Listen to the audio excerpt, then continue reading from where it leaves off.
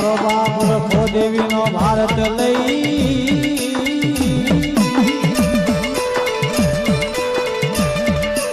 અને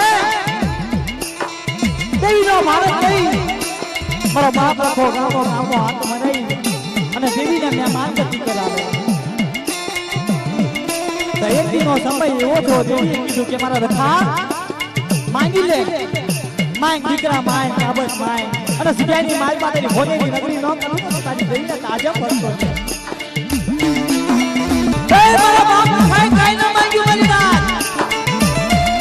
મારા બાપ રખો કહે કે મારી કદાચ હું દીકરા લઈશ તો કાલ સવારે મને માનશે નહીં માને તો તારું ધોરણ રોજ થઈ જશે.